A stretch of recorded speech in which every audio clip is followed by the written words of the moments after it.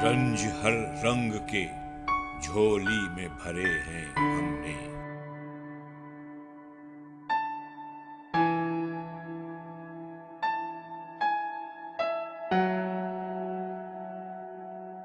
अस्सलाम वालेकुम नाज़रीन, प्रोग्राम मुतासिरीन के साथ मैं हूं आपका मेज़बान वसी शाह। नाज़रीन, कहते हैं कि वक्त जो है वो सबसे बड़ा मरहम होता है और वक्त हर गम हर एक ज़ख्म को भुला देता है, भर देता है। लेकिन शायद सबके मामले में ऐसा नहीं होता। कितने ऐसे लोग हैं जो अपने प्यारों को भुला पाते हैं।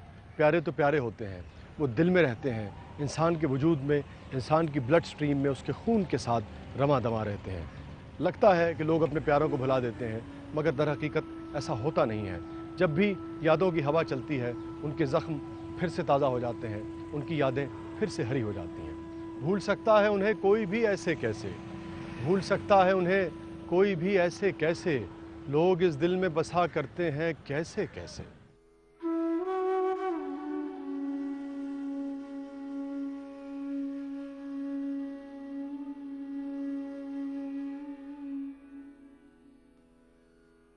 नाज़रीन, ज़िंदगी में जो मुख्तलिफ़ खेल हैं उनमें किसी की जीत और किसी की हार होती है। लेकिन अगर ज़िंदगी और मौत के खेल में मौत की जीत हो जाए तो जिसका प्यारा अल्लाह को प्यारा हुआ होता है वो ज़िंदा रहकर भी ज़िंदा नहीं होता, बल्कि ऐसा लगता है कि ज़िंदा रहकर भी मरा हुआ है। बल्कि बाज़ औक़ात तो वो अपने आप को मुर्दों से भी बदतर महसूस करते हैं। जिसका बेटा चला जाए उसकी माँ ज़िंदा होते हुए अपने आप को बेआसरा महसूस करती है। जिस बहन का भाई चला जाए वो अपने आप को ऐसा लगता है कि उसके सर से किसी ने दुपट्टा खींच लिया है। और जिसका भाई चला जाए उसको लगता है कि उसके दोनों बाजू वैसे तो सलामत हैं, लेकिन दर हकीकत कट चुके हैं।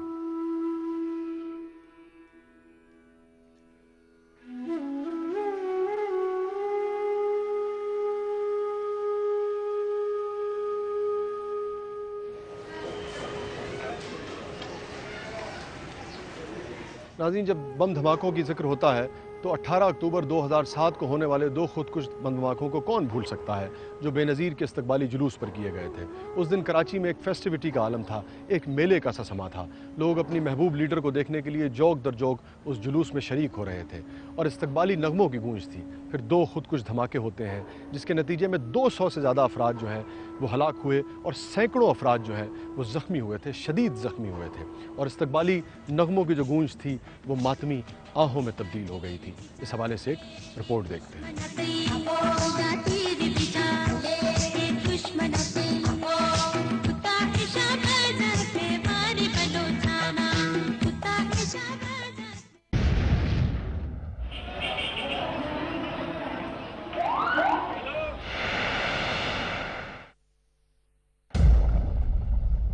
अठारह अक्टूबर सन 2007 रोज जुमेरात वक्त तकरीबन 12 बजे, जब पीपल्स पार्टी की चेयरपर्सन बेनज़ीर भुट्टो को एयरपोर्ट से मज़ार कायद तक ले जाने वाले काफिले पर कारसाज फ्लाई ओवर के करीब खुदकुश हमले के नतीजे में 20 पुलिस अफसरान समेत 200 के करीब लोग शहीद और सैकड़ों जख्मी हो गए। जाए वक़ुआ पर जाँ बहक होने वाले अफराद के अज़ा दूर दूर तक फैल गए और बेनज़ीर के फ्लोट में जा गिरे। उस हमले में बेनज़ीर भुट्टो महफूज रहीं। हर तरफ क़यामत सुग़रा का मंजर था। मुतअद्दद गाड़ियां तबाह हो गईं। तफसीलात के मुताबिक बेनज़ीर भुट्टो का जुलूस मज़ार कायद की जानिब जा रहा था कि शाहराह फैसल पर कारसाज फ्लाई ओवर के करीब जैसे ही पहुंचा तो अचानक जोरदार धमाका हो गया और चंद मिनट बाद ही दूसरा भी जोरदार धमाका हुआ। बेनज़ीर भुट्टो का फ्लोट भी धमाके की जद में आया, जिससे ट्रक को बुरी तरह नुकसान पहुंचा। ट्रक की हिफाजत पर मामूर 3 पुलिस मोबाइलों समेत निसफ दर्जन से जायद गाड़ियां बुरी तरह तबाह हो गईं। एक इत्तला के मुताबिक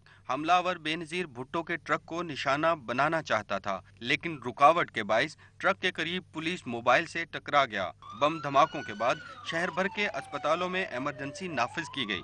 कहा जाता है कि हमला आवरों ने अंधेरे का फायदा उठाया। इन धमाकों में 25 किलो धमाका खेज मवाद इस्तेमाल किया गया था।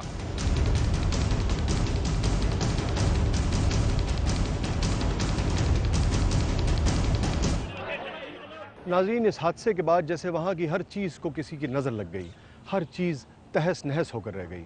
एक तरफ जहाँ जुलूस था, जहाँ खुशियाँ थीं, जहाँ मेले का समा था, लोग अपनी लीडर को वेलकम करने के लिए जा रहे थे, वहाँ पर तारीकी छा गई।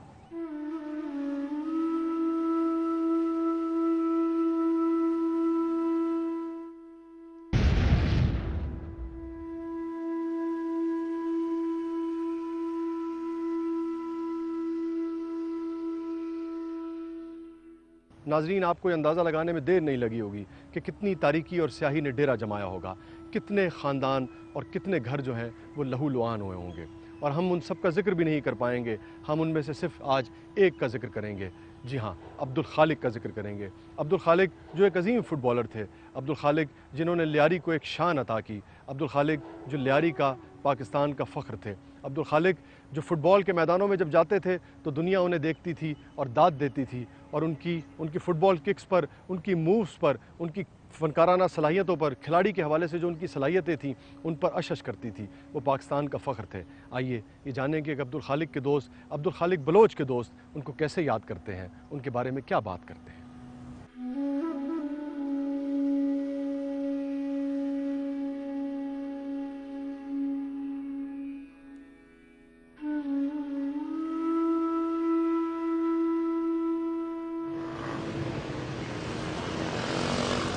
انہوں نے اپنی فٹ بال کو لیاری کے ایک club Lyari labour welfare centre سے شروع کیا، اور اسی سے وہ ترقی کرتا ہوا سندھ گورنمنٹ پریس کی ٹیم، پھر پی آئی اے کی ٹیم سے وابستہ رہا، اور اس کے بعد وہ کے پی ٹی سے منسلک رہا، اور انٹرنیشنل سطح پر اس نے پاکستان کی نمائندگی کی ہے.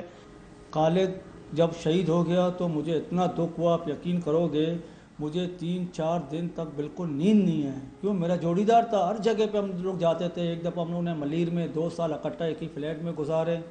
ہر وقت سندھ کا ٹیم بنتا تھا، جون سا بھی ٹیم بنتا تھا، ہم اور خالد جوڑی میں ہوتے تھے، ٹیم میں ہوتے تھے. عبدالخالق سے میری 86-87 میں S M arts and commerce college میں ہم ایک ساتھ کھیلے ہیں inter university football tournament. اور اس کے علاوہ میں اس کے کھیل کا شہدائی تھا، کیونکہ وہ بہت ہی اعلیٰ پائے کا کھلاڑی تھا. ہم اس کے مقابلے میں نہ ایسا کھلاڑی ہیں نہ ایسا کھلاڑی پیدا کر سکتے ہیں.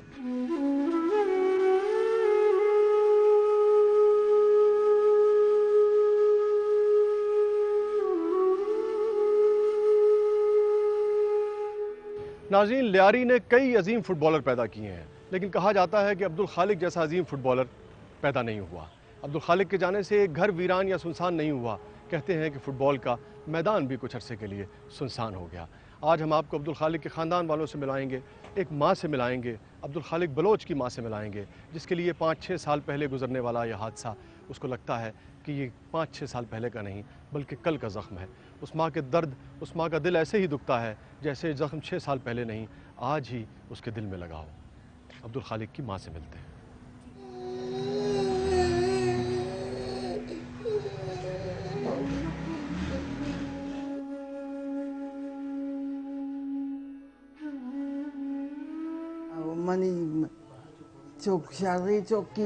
میرا بیٹا بہت اچھا تھا.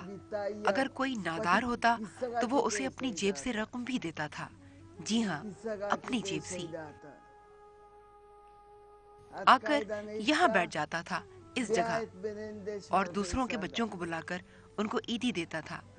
مجھے تو بات کرنی نہیں آتی بڑے لوگوں کی طرح، مجھے تو اردو زبان بھی نہیں آتی. مچھلی اسے بہت پسند تھی. میں بازار سے لا کر پکا کر اسے کھلاتی تھی. وہ ایک کرائے کے چھوٹے سے گھر میں رہتا تھا. اسے بچپن سے فٹ بال کھیلنے کا بہت شوق تھا. عید کا چھٹا دن تھا جب یہ واقعہ گزرا.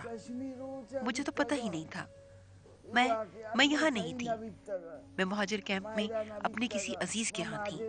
جب میں گھر آئی، ٹیکسی لے کر گھر آئی، تو پتہ چلا کہ سارا کام بگڑا ہوا ہے.